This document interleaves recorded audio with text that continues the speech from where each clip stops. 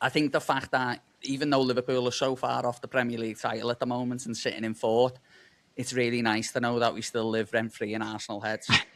Well, hello everyone, and welcome back to another video here on the Newey Jets Football YouTube channel, one of our second Liverpool videos, and today I'm joined by two of the best, Brian and Tom from the Reds Down Under. Lads, how are we both? Yeah, not too bad. Very Look, good, mate. Very good. I was going to say we're certainly in a more, positive mood following Friday morning, and that's what we're here to recap today. So we'll start with the Arsenal match because we look at it on the calendar as one of the biggest games of the season. A bit of nerves going into the match, but the lads really, really dug deep. I'll go to you first, Brian. Defensively, man, we really put in a strong shift here. Oh, it was so good. To be fair, over the last couple of weeks, I feel like we've been defensively very, very solid. But like that Arsenal game was just in a league of its own in terms of defensive performances. The whole back line was exceptional. You talk about like Bradley, Kirk as two standout performances from them, and then obviously the injury to Bradley, which is unfortunate. But yeah, I thought Slot coached an absolute masterclass against Arteta there. I thought we deserved to win. Well, Tom, you touched on it pre-match in your weekly show for the Reds Down Under that we were going to play those sort of two false tens, and that's actually what occurred.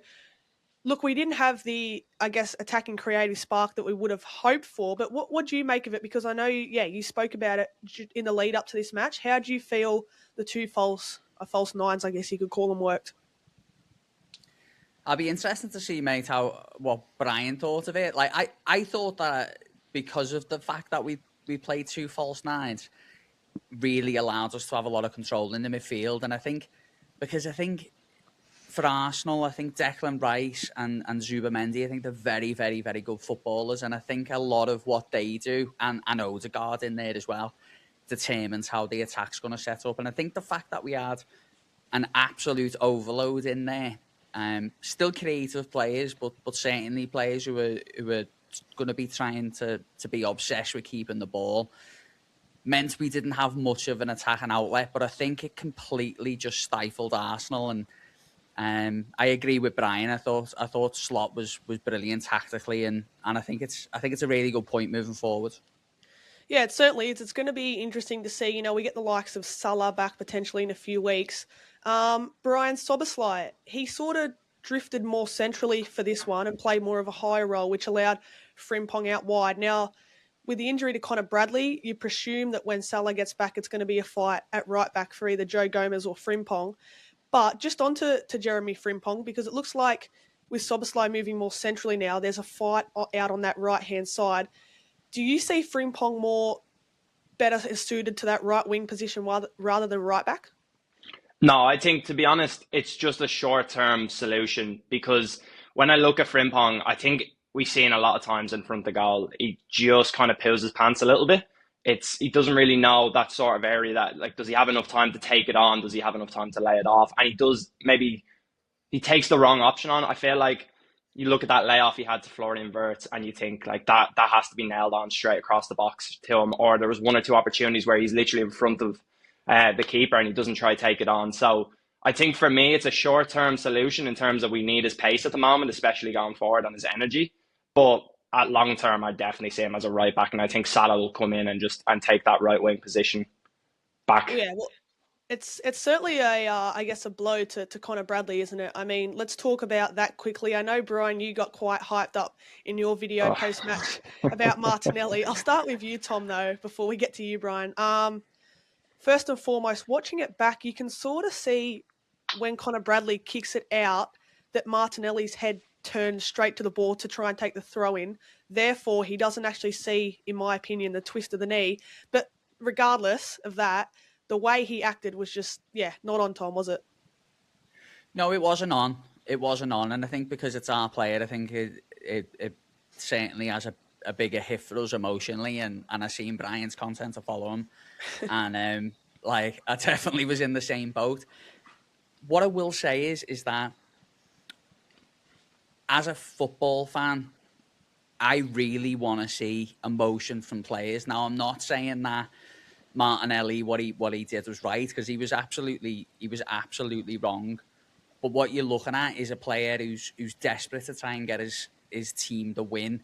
And I think where he has been heavily criticised as well is the former players. I know, like, Peter Schmeichel had a go at him, Gary Neville, Daniel Sturridge, the ball had a pop at him, because it goes against, the sort of the rules of combat, if you like. They're all colleagues in a way. They play for different teams, but they're all colleagues. But I know he's apologised as well to Bradley, and he'll regret it, because let's be honest, he just looked like an absolute wally. What an absolute wally, man. Absolute disgrace. Idiot.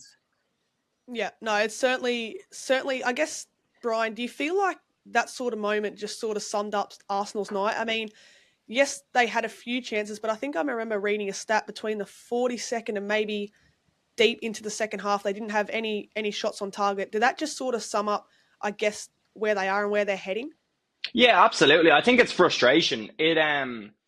I think with Arsenal, they saw this as an opportunity to go 8 clear of City, and they've obviously missed that opportunity now. And I think we've seen it throughout the game. Like, you see Florian Wirtz is getting dragged by Gabriel at one stage, and I think it's just pure frustration.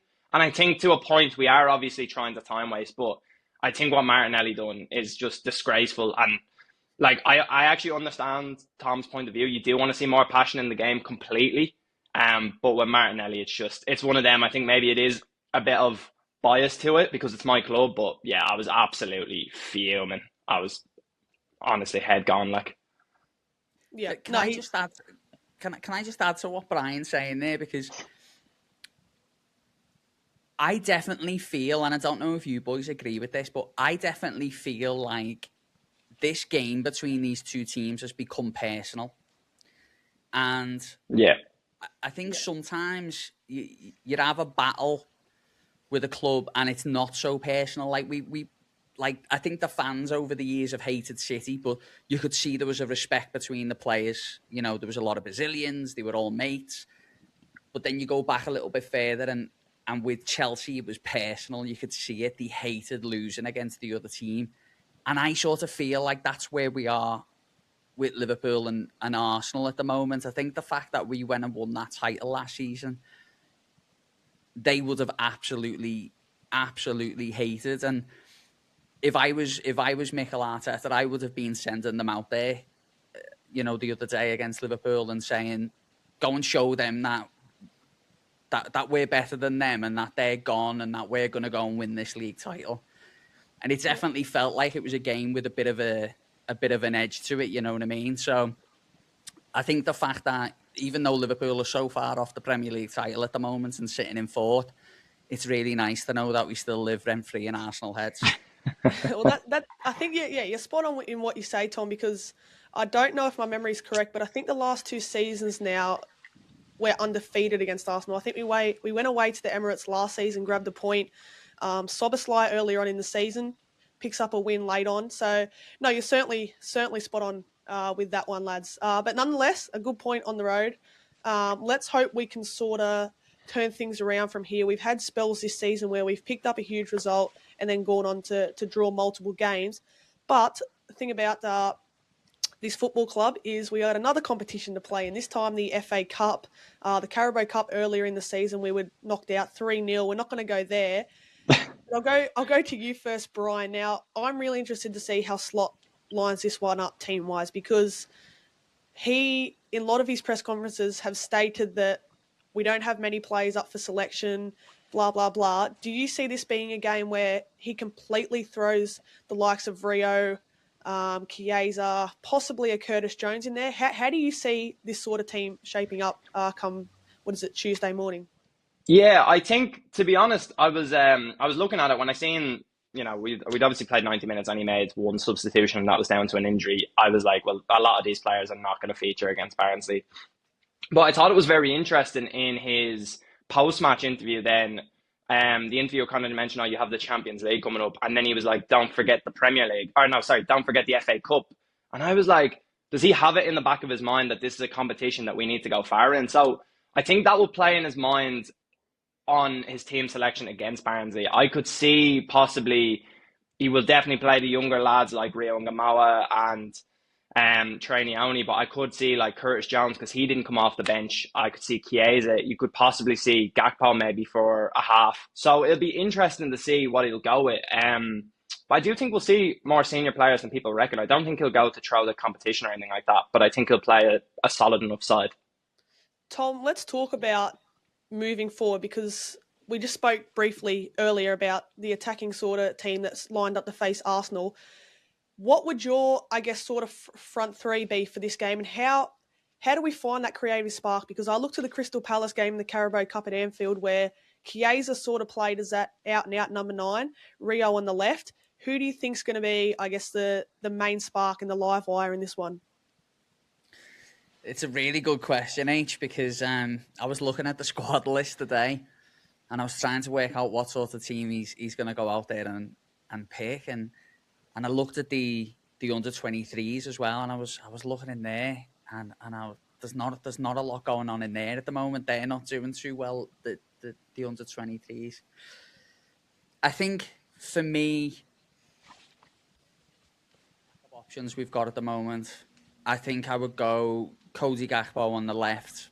I would go Chiesa through the middle, and I'd go Rio and Gamoa on the right. I think the fact that Frimpong, I think now will play at right back because of Bradley's injury. Although I think he has been doing well on the right wing. Actually, I think he's had a couple of assists recently. Yeah.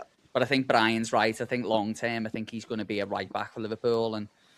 But then I'm looking at probably Joe Gomez will probably come in defence. Maybe take Kanate out. But we just don't have the squad depth at the moment of players where we can rest a lot of players. And I agree with Brian completely. I think there's going to be more experienced pros in that game than what people expect.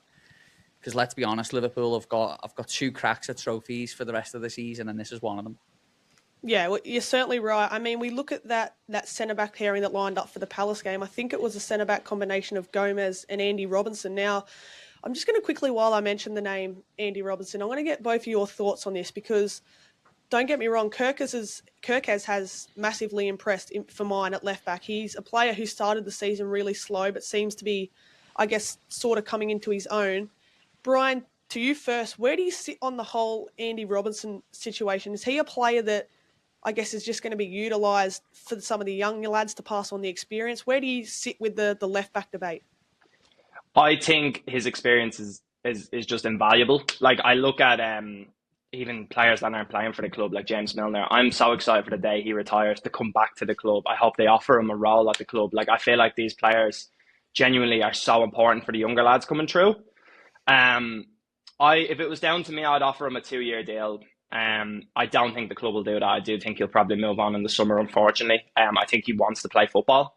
And he's clearly not getting much game time at Liverpool, other than when we have a bit of a fixture congestion, and then he still only plays for about 60, 70 minutes before we see Kirkes come on. So we know where Slot fancies Kirkes. So it's just a little bit of a frustrating situation, I think. Yeah, it is. And he hasn't featured now, I think in the past 5 or so matches, and like you mentioned, Brian, when he does seem to start from the start, he is taken off with 20 or so minutes to go. Tom, where do you sit on this whole situation with Robertson? Yeah, look, I think Andy Robertson's been a fantastic footballer for the club, and he's won everything, and his assist numbers have been fantastic. And I think other than Trent Alexander-Arnold, I think he was one of the highest assist givers over sort of the last 5 years. I think Kirkes has been excellent in the last, what would you say, lads? Last 8 games or something like that. He's sort of found his form, hasn't he? And Kirkes has been fantastic. I know Liverpool have been linked with a young lad from, I think it's Austria, Sheffield maybe? Wednesday, is it? I remember there's a young lad, 17. Yep, I have seen that pop up. Around that. I think there's a few that are actually in contention to sign in the defensive department. Yeah, I think the club are interested in signing young kids at the back, but at the moment we need a more senior one. But I think with Andy Robertson, he's not playing a lot of football. I think you're right. He's only sort of playing 60 minutes if he does play, and then he won't play for 5 games, and then he'll come back in. But I think what Andy Robertson gives you is standards, and I think that we need as much of that as possible. And look at I think if you look at the performances that we've had this season, I think Liverpool have an opportunity to do something in the Champions League this year, and he's the sort of guy you want to be able to bring on in the tough moments in the Bernabeu or in the new camp. He's that sort of guy. He's got the experience. I know he might not be the player he was, but he's a very, very useful tool. And if I was the manager, I'd be giving him a 2-year contract.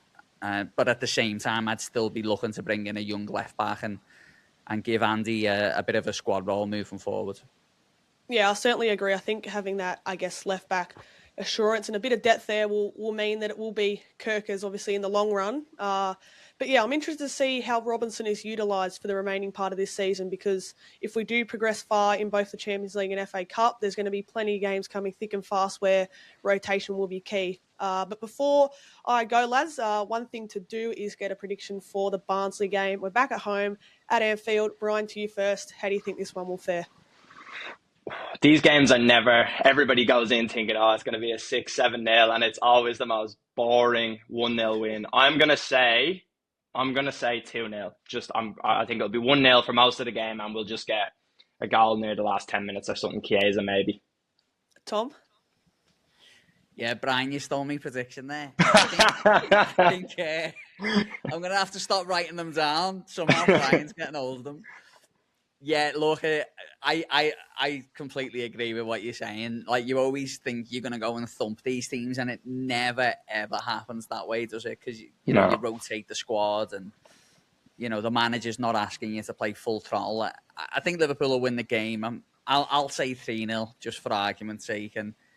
But I think what I really want to see is Rio getting good minutes, Naoni getting good minutes, Joe Gomez getting some more minutes, Robertson, and obviously Mamardashvili, who the club believe will be the long-term heir to Alisson Becker's throne. So, yeah, I'm in a really funny one on this one, lads. Like, if we go out of the FA Cup, I wouldn't be heartbroken. I know what you mean. Yeah, I think I'm feeling quite confident on the Champions League, to be honest. I don't know why, but after seeing that performance against Arsenal, that's the sort of performance that will win you a Champions League, or at least get you far in the Champions League. If we can play that way defensively and get a little bit better going forward, I think we have a real shot at the Champions League. I don't know. I think I've said it from the start of the year now that we've always been in with a chance. But the main thing I think with the Reds is we need to keep with the squad that we have at the minute. I think we need to keep injury free at where we can. Hugo Ekitike again didn't feature on the weekend, lad. So I'm interested to see whether he comes back into the squad come Tuesday. Tom, do you predict that Ekitike might be back in the team? I'd be very surprised. I think if he's fit enough to play the game, I'd be very surprised if he puts him in, because I think the fact that he missed the Arsenal game, I think we were all gutted with that, because I thought we were all sort of expecting that he'd be able to come back in after the Fulham game.